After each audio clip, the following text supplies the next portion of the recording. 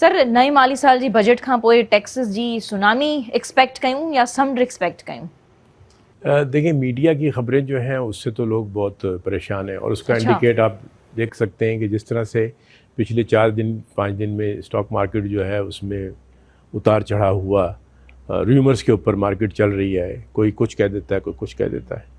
خاص طور پہ کیپٹل گین ٹیکس وغیرہ کے اوپر نئی ٹیکسیشن کی بات کی گئی ہے. اس میں بھی جڑے ہوئے تو مشورے بھی آ رہے ہیں نا. جی اس میں بھی جو ہے وہ ایک کریٹو تھنکنگ کی ضرورت ہے. دنیا نے کیا کیا، ہمارے جیسے دوسرے ملکوں نے کیا کیا، ہمیں ان سے سیکھنا پڑے گا. ویتنام نے کیا کیا، ویتنام جو ہے وہ ایک نئی پاور بنتا چلا جا رہا ہے پورے ایشیا کی، جو ایک زمانے میں بالکل پیچھے ہماری طرح ادھر بھی اکانومی جو تھی وہ ڈاوا ڈول تھی. تو چائنا نے وہاں بھی انویسٹمنٹ کی، اس کا بھی انہوں نے رزلٹ دیکھا ہے، اور وہ کافی کامیابی سے انہوں نے اس پورے پروگرام کو چلایا ہے. تو وہاں پر انہوں نے ٹیکسز کے اندر مثلاً وہاں پر کیپٹل گین ٹیکس کو انہوں نے مستقل طور پر جو ہے ترک کر دیا. انہوں نے اس کی جگہ ٹرن اوور ٹیکس لگا دیا. انہوں نے کہا جی جو یہی مشورہ بھی پاکستان کو بھی دیا جا رہا ہے، ہونا چاہیے. دیا جا رہا ہے کس کی طرف سے؟ انٹرنیشنل انویسٹرز کی طرف سے. ٹھیک ہے جی، آپ جو ہے ایک ٹیکس لگائیے لیکن آپ اس کو سیل کر دیجئے. ایک ٹرن اوور ٹیکس جو اگر آپ سیلنگ کرتے ہیں تو اس کے ساتھ ہی آپ ٹرن اوور ٹیکس کا سرٹن جو 10 پیپس 15 پیپس وہ آپ ڈیڈکشن کر لیجیے. بالکل کیپٹل گین ٹیکس کو بھی آپ سمجھ رہے ہیں کہ اس کو ترک کر دینا چاہیے پاکستان میں. ہاں آلریڈی مطلب اس سے کنفیوژن ہوتی ہے جب خاص طور پہ جب آپ کا فورن انویسٹر جو ہے وہ انویسٹ کرتا ہے تو وہ پھر اس پورے ایک قضیے میں نہیں پڑنا چاہتا کہ وہ یہاں پر جو ہے پورے ٹیکسیشن ڈپارٹمنٹس کو جو ہے وہ کرے.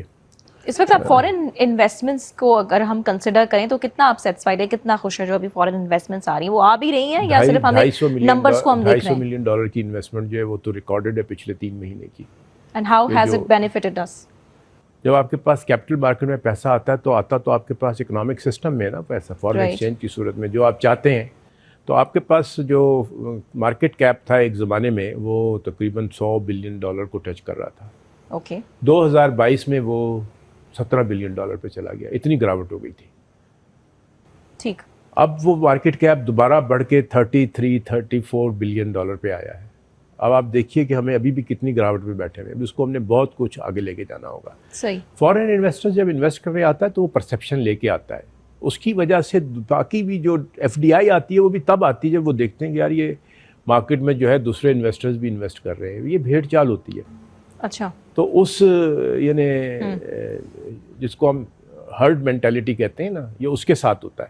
جو ہم نے پہلے ڈیکیڈ میں 2000 کے دیکھا پاکستان میں ایک دور آیا تھا کہ جب بڑی تیزی سے جو ہے فارن انویسٹمنٹ آ رہی تھی، بہت سارے لوگ جو ہے وہ انویسٹمنٹ لے کے آئے. مثلاً یہ آپ نے سنا ہوگا کہ الیکٹرک اس زمانے میں ہوتی تھی تو اس کی پرائیویٹائزیشن ہوئی اور اس کو لوگوں نے اس وقت انویسٹ کیا. حالانکہ اس وقت اس کمپنی میں $75 بلین کا لاس تھا بیلنس شیٹ میں.